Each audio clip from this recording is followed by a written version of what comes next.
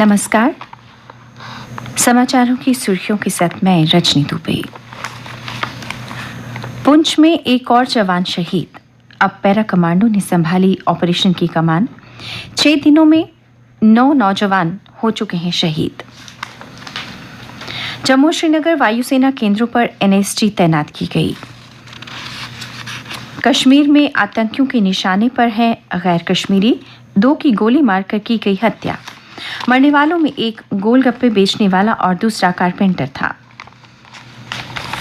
Doctor SP वैद, पूर्व DGP, ने कहा है कि दफा 370 हटने के बाद कश्मीर घाटी में कश्मीर पीड़ितों और अल्पसंख्यकों को न आने देने के लिए पाकिस्तान की आईएसआई करवा रही है टारगेट किलिंग। इसके साथ ही प्रदेश में निवेशकों को रोकने और कश्मीरियों को रोजगार से दूर रखने की साजिश रची जा रही है।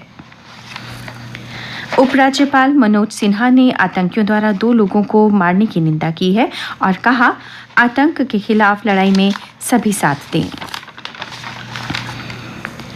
जम्मू कश्मीर में डेंगू का कहर, 313 नए मामले सामने आए। जम्मू डिवीजन में आंकड़े 200 से पार। यहां अन्य जिलों के मुकाबले में कठुआ सबसे ज्यादा प्रभावित। डेंगू रोग के लक्षण हैं हाई ग्रेड बुखार 101 डिग्री फ़ारेनहाइट से 104 डिग्री फ़ारेनहाइट, शरीर में तेज दर्द की शिकायत होना और बुखार के साथ उल्टी आना। जम्मू स्मार्ट सिटी प्रोजेक्ट के तहत शहरवासियों को अब साइकिलिंग सुविधा देने की तैयारी। मोबाइल ऐप के माध्यम से होगी बुकिंग। आधे घंटे के लिए देने होंगे 5 रुपया किराया। शहर में 125 साइकिल पॉइंट बनाए जाएंगे। जम्मू में 8 हादसों में 2 की मौत, 1 जवान शहीद, 8 लोग घायल हुए। अमर उजाला के एक संवाद कार्यक्रम में वक्ताओं ने व्यक्त किया विचार, कहा, भयमुक्त हो माहौल। सर्व समाज स्वीकार्य तभी होगी कश्मीरी पंडितों की घर वापसी। घाटी में आतंकवाद अल्पसंख्यकों के लिए नहीं, मुस्लिम समुदाय के लिए भी यह खतरनाक है। मोस्ट वांटेड टीआरएफ के कमांडर समेत 2 आतंकियों को मारा। ये आतंकी 2 पुलिसकर्मियों और कई नागरिक लोगों की हत्याओं में थे वांछित। मारी गई उमर मुश्ताक पर 7 लाख और शहीद खुर्शीद पर 3 लाख का इनाम था। सैयद अली शाह गिलानी के पोते को सरकारी नौकरी से बर्खास्त किया गया। उन पर आतंकी गतिविधियों को प्रोत्साहन देने का था आरोप। उपराज्यपाल मनोज सिन्हा ने 40 करोड़ 34 लाख रुपए की परियोजनाओं को जनता को समर्पित किया।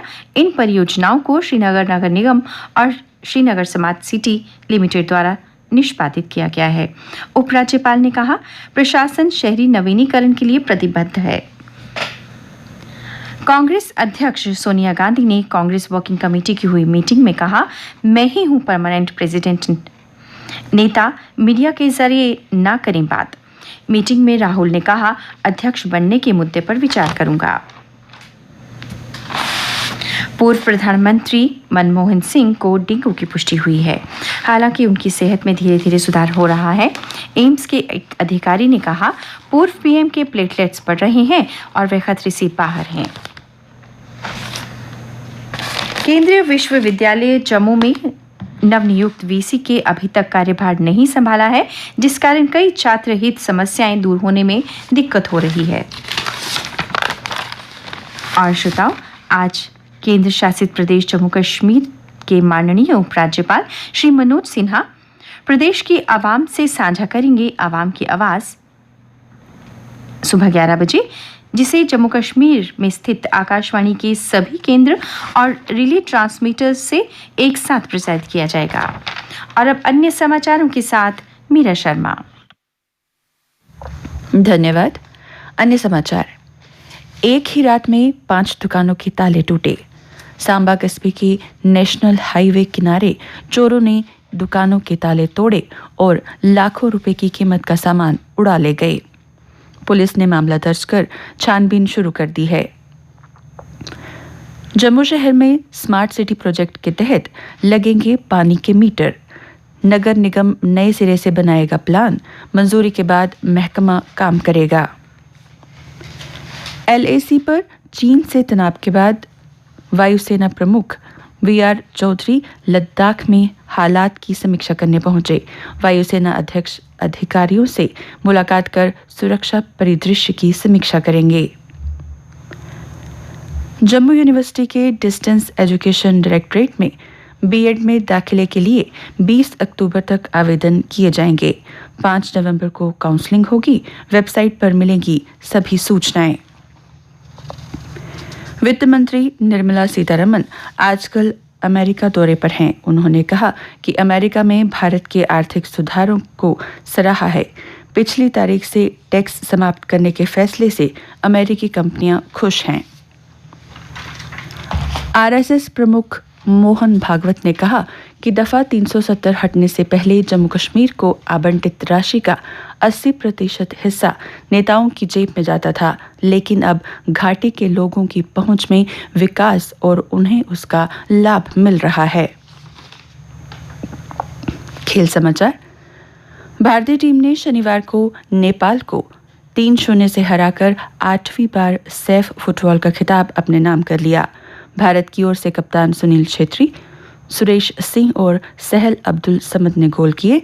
37 साल के छेत्री ने इस गोल के साथ अर्जेंटीनी दिग्गज लियोनेल मेसी के 80 अंतर्राष्ट्रीय गोल की बराबरी कर ली। आईपीएल के धूमधड़ाके के बाद अब टी20 विश्व कप की बारी है। 17 अक्टूबर से 14 नवंबर के बीच होने वाले टूर्नामेंट में 16 टीमें हिस्सा लेंगी, जिसमें 8 टीमें आज क्वालिफाइंग दौर में भिड़ेंगी। क्वालिफाइंग दौर की शुरुआत मेजबान ओमान और पापुआ न्यू गिनी के बीच मैच से होगी। भारत के पूर्व दिग्गज बल्लेबाज राहुल द्रविड़ यूएई में खेले जाने वाले टी20 विश्व कप के बाद भारतीय क्रिकेट टीम के कोच बनने के लिए तैयार हो गए हैं। और अब मौसम। आज मौसम के खुश्क रहने की संभावना है। तापमान। कल दिन का अधिकतम तापमान 34.5 डिग्री सेल्सियस और रात का न्यूनतम तापमान 19.5 डिग्री सेल्सियस रिकॉर्ड किया गया। आज सूर्यास्त 5:58 पर और कल यानी सोमवार को सूर्योदय 6:38 पर होगा।